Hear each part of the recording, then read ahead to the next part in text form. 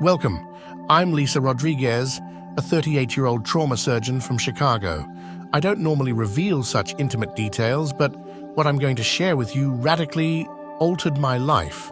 It occurred on a chilly January night after a particularly grueling 36-hour shift at the hospital, the type of night when everything seems to be crashing down on you, wave after wave. I had become exhausted, and in the midst of all that, my life and my perception of the world took a sharp turn.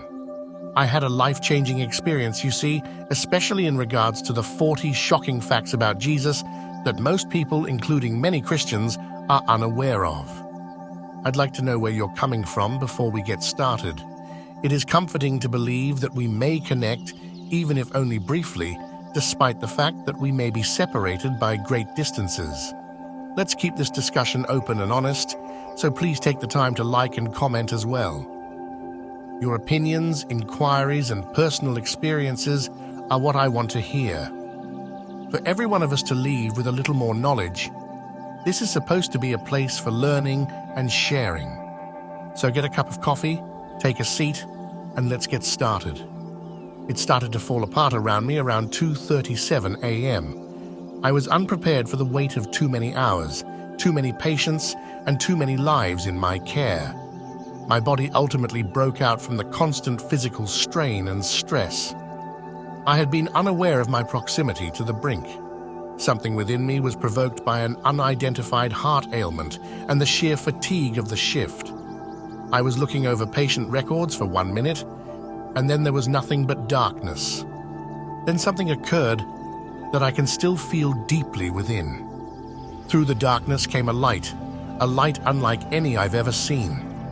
It was a rich, deep glow that appeared to come from the very center of existence rather than a harsh, brilliant light like the glare of hospital fluorescence. It did more than simply fill the space. It filled me, affecting every aspect of who I am, as if it were reaching into my heart and tearing apart the very fabric of who I am. And Jesus was standing in front of me. Now that I've lived my whole life in medical facilities, operating rooms, and around scientists, I never would have thought that this kind of thing could occur. But there he was, not the far-off image you see in sculptures or paintings, but a genuine, breathing presence that exuded an unbelievable amount of wisdom, compassion, and love.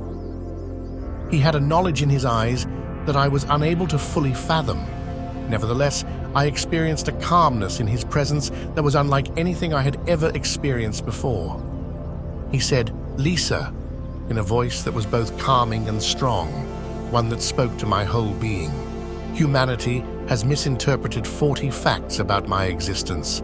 I have designated you as my messenger to spread these facts across the globe." I didn't know what to say. I wanted to ask so many questions, but before I could even process the magnitude of what was happening, he began. "Let me start with John," he said, the name bringing a soft smile to his face. "Most people don't know the depth of our relationship. John wasn't just a disciple. He was my cousin, part of my inner circle, and he was deeply connected to me. People often think of him as just another fisherman from Galilee, but he had deep ties to both rural Galilee and the city of Jerusalem. He was a man who straddled two worlds. During the Last Supper, John sat closest to me. He was the disciple I loved most deeply. I could feel the warmth of his words, the tenderness in his voice, as he spoke about this person who had been so close to him. It was like I could see their connection, like it was still alive in the air between us." He continued, his gaze steady as he shared more. "Contrary to what most people believe," Jesus said, "I never personally wrote any of the biblical texts. The Gospels, the books that recount my life, were written by others. But don't mistake that for saying I couldn't read or write. I did. I read from the scroll of Isaiah in the synagogue in Nazareth. I wrote in the sand when the woman was brought to me for judgment. But I chose not to author any books. My message was to be lived, not written down by me. I absorbed every word. It was clear that so much of what we think we know, so much of what we've been told, was shaped by interpretations, not necessarily by Jesus himself. And then he began to speak about his family in a way that left me in awe. My family was central to my mission, he said, as if recalling a bittersweet memory. At least 5, and possibly 7, of my 12 disciples were my relatives. My brothers, James and Jude, were skeptics at first, just like many people in our family. But after my resurrection, they became believers. They wrote books of the New Testament, books that continue to shape the lives of millions. His words were so simple, yet so profound. I could sense his deep connection to his family, and how his life had intertwined with theirs in ways that I had never considered before. It wasn't just about the miracles or the crowds. It was about the people who were closest to him, the ones who knew him most intimately. The name Jesus, he continued, a glint of humor in his eyes, wasn't a random choice. The angel Gabriel told Mary to name me Jesus. It was a divine command. It wasn't just a family name, it was a title, a designation. It was meant to carry a weight of meaning. He smiled softly, almost as if amused by our human tendency to make assumptions. And about the wise men, everyone assumes there were 3, because of the 3 gifts: gold, frankincense, and myrrh. But Scripture doesn't say how many there were. The number 3 is a tradition. The nativity scenes you see, they're more artistic than they are historically accurate. I couldn't help but laugh, feeling like I was hearing something no one had ever shared before. The way he spoke was so down to earth, so unpretentious, yet every word carried profound truth. Jesus then spoke about his family, about his siblings, James, Joseph, Simon, and Judas. I had brothers and sisters, he said. Their names were never recorded in the Bible, but they were there. Our family dynamics were complicated just like any other family. We fought, we disagreed, but we also loved deeply. Bethlehem, he continued, where I was born, means house of bread. Prophetic, don't you think? Because later in life, I would call myself the bread of life. Every detail of my existence had meaning, even the name of the town I was born in. His eyes glimmered as he shared more about his childhood. When I was 12, I stayed behind in the temple during Passover. My parents were frantic, searching for me, but I was calm. I told them, "Didn't you know I had to be in my Father's house?" It was the beginning of understanding who I truly was, even at that young age. By now, I was completely immersed in his words, feeling a connection to him that I never thought possible. He spoke about his early life as a carpenter, learning the trade from his earthly father, Joseph. In those days, carpenter didn't just mean working with wood. It meant being a builder, a craftsman, a person who understood hard work and manual labor. I wasn't distant from the everyday life of people. I understood what it meant to struggle, to build, to create with your own hands. And then came a revelation that surprised me. I wasn't anything special to look at, Jesus said, as if remembering an old prophecy. Isaiah said, I would have no beauty that would make me stand out. When Judas betrayed me, he had to kiss me to identify me. And after my resurrection, Mary Magdalene thought I was a gardener when she first saw me. His words had a profound impact on me. It was as if he was reminding me that the most extraordinary things often come in the most ordinary packages. His power, his divinity, wasn't about appearances. It was about who he was at his core and the love that poured out of him. As I sat there in the light, listening to him speak, I felt the weight of his message. It was no longer just about religious doctrine or historical fact. It was about understanding the deeper, often overlooked truths of his life. Truths that could transform the way we see him and ultimately the way we see ourselves. It was an experience that I will carry with me forever. As Jesus recounted the Cana wedding, his eyes became softer. My first miracle wasn't some grand, world-changing event. It was an intimate moment of compassion. The wedding feast was running out of wine, a potential social embarrassment. My mother knew I could help. I transformed water into wine, not just as a display of power, but as a symbol of transformation. He stopped and stared right into my heart. The head waiter was amazed. Typically, hosts served the best wine first, but I provided excellent wine at the end of the celebration. It was a metaphor for the spiritual change I would bring, saving the best for last. Interestingly, he said, the very last verse of the Bible focuses on me. Revelation 22:21 concludes with a blessing of grace. Even in a book filled with divine judgment, it ends with a message of mercy. I started my ministry when I was about 30 years old, Jesus said. It's fascinating, the age when priests traditionally started their service. Not a coincidence, but a deliberate alignment with spiritual timing. People often don't realize I was multilingual, remarked the man. Aramaic was my primary language. I studied Torah in Hebrew. I likely understood Greek, essential for communication in first-century Palestine. Language was a bridge, just as I would become a spiritual bridge between humanity and God. His face took on a more reflective look.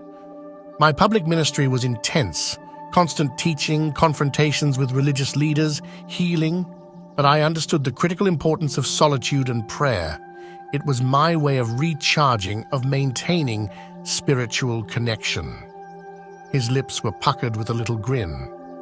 While most scholars agree I didn't have children, my family line continues through my brothers and sisters.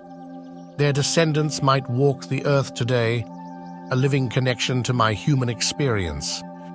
Jesus said unequivocally, I was not the stoic, emotionless figure often portrayed. I experienced emotions deeply, anger at commercialization in the temple, compassion for the lost, grief, joy. Emotions were not weakness, but a reflection of divine love. Only 3 people in biblical history fasted for 40 days, Moses, Elijah, and myself, he said. It was during this extreme period of physical vulnerability that Satan tempted me. But spiritual strength transcends physical limitation. There was passion in his gaze. During my wilderness temptation, I countered every diabolic suggestion with scripture, specifically from Deuteronomy. Spiritual warfare isn't about power, but about profound understanding. The air became murky. My suffering was beyond physical pain. Isaiah prophesied that my appearance would be so marred that I would be barely recognizable as human. The scourging, the mocking, the physical torment. It was an extreme demonstration of humanity's capacity for cruelty. My first miracle involved wine, Jesus said, and contrary to some interpretations, it was definitely fermented wine. Traditional Jewish marriages included wine as a symbol of celebration. The Greek word used suggests the wine could intoxicate. I wasn't about prohibition, but about joy and life. His tone lightened. I didn't just resurrect metaphorically. I literally brought 3 people back to life. The widow of Nain's son, Jairus' daughter, and Lazarus. Each resurrection was more than a miracle. It was a demonstration of divine power over death itself. His discoveries were so profound that I found myself bending closer with each new truth. Many don't realize how brief my earthly ministry was, he said. Approximately 3.5 years. Such a short time to transform the world.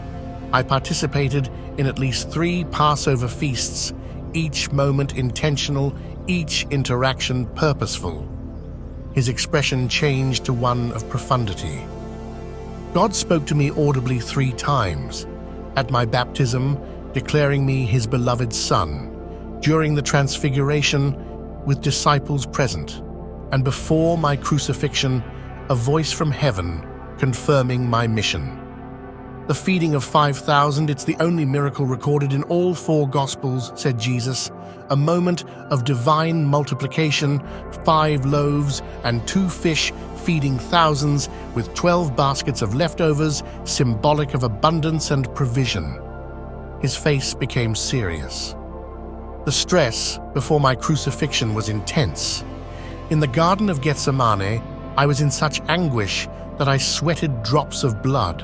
a medical condition called hematidrosis, occurring under extreme psychological stress. Even in my most painful moment, he said, I thought of my mother. From the cross, I ensured John would care for her, a son's love transcending personal suffering.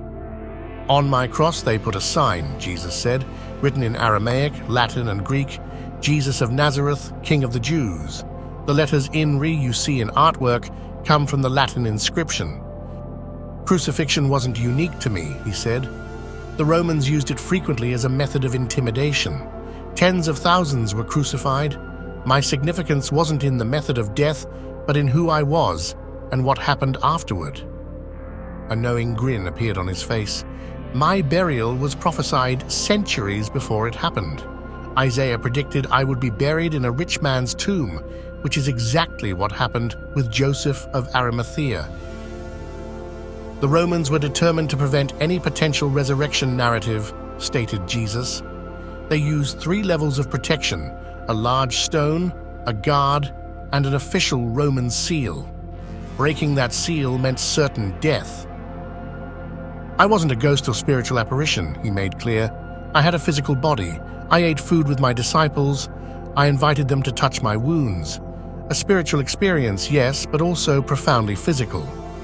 Jesus remembered that my destiny was spoken even as an infant. Simeon in the temple prophesied that I would cause the rising and falling of many in Israel. He told my mother a sword would pierce her soul, a painful foreshadowing of my crucifixion. I didn't just appear once, Jesus responded, bending sharply forward. I appeared 12 different times after my resurrection, to Mary Magdalene, to Peter, to disciples on the road to Emmaus, to the group of 500, and more. Each appearance was carefully orchestrated to confirm my resurrection and mission. His voice became increasingly intense. My final earthly command was clear: to make disciples of all nations. Go and teach, I told them. Baptize them. Show them everything I've commanded. It wasn't about creating a religion, but about spreading a message of love and transformation. John the Baptist was more than just a prophet to me, he said. He was my second cousin. Our mothers, Mary and Lisa, were cousins. His birth was also miraculous, as his parents were elderly when he was conceived. His lips were puckered with a little grin. The number 40 appears repeatedly in my life. I fasted for 40 days in the wilderness. My ministry lasted about 40 months. 40 days separated my resurrection and ascension. Numbers aren't just numbers, they're symbolic. My birth in Bethlehem wasn't a coincidence, Jesus had said. The prophet Micah had predicted centuries earlier that the Messiah would be born in this small village. Every detail of my life was a fulfillment of prophecy. My conception itself was a profound prophetic moment, he went on. Isaiah had specifically prophesied about a virgin conceiving a son who would be called Emmanuel. The Gospel of Matthew confirmed this prophecy through my birth. Every new insight was like a jigsaw piece fitting together. I was now more than simply a listener. I was a part of the most remarkable tale in human history. Jesus' gaze appeared to pierce my soul as he replied, "But Lisa, these facts are not just historical details. They are invitations to understand, to connect, to transform." The light seemed to pulse with an intensity that could not be described. I felt utterly at ease and overwhelmed at the same time.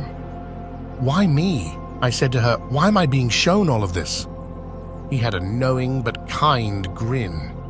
"Because humanity needs witnesses, not just believers, but those who can articulate the depth of divine love. Your medical background, your scientific mind. You understand the importance of precise testimony." My eyes filled with tears. The portion of my brain that had always required factual proof, the clinical part, was slowly but surely changing. He went on, "Your life is not your own. Your near-death experience is not just a personal journey. It's an invitation to help others see beyond the surface, to understand the profound interconnectedness of spiritual truth. Every new information that came to light was more significant than the one before it. Jesus' presence was both calming and transforming, like an ocean of wisdom that was both endlessly kind and overpowering. As he continued, "There's something crucial you must understand." His voice seemed to resonate through my whole existence with its profundity. My life was never about creating a distant, unreachable deity. It was about connection, about revealing the true nature of divine love. I understood as he spoke that this was more than a recitation of facts. It was an invitation to comprehend the very complicated nature of spiritual life that was very personal. "Your world often reduces me to simplistic narratives," Jesus went on to say. "A gentle figure in a white robe, a distant, judgmental authority, but I am so much more complex." Every second seemed to be both an instant and an eternity at the same time. The transcendent realm of pure intellect appeared to rob time of its significance. "Remember," he said, "these 40 facts are not just historical details. They are windows into a deeper truth, a truth that extends far beyond religious boundaries, beyond cultural limitations." My want to ask 1,000 questions seemed overwhelming, concerning pain, about love, about the complex dance between heavenly potential and human limitations. As if he could read my mind, Jesus grinned. Entire galaxies of empathy and comprehension were packed in that grin. "Your role," he said, "is not to convince. It is to share, to provide a glimpse of a reality that exists beyond what human eyes can typically perceive." Around us, the light started to change, not decrease. I felt that I was being slowly drawn back to the world of monitors and medical charts, of human agony and human hope, and to physical reality. "Wait," I said softly, "I'm not ready to go back. There's so much more I want to understand." There was no end to his grin. "You will understand, piece by piece, moment by moment. Your journey is just beginning."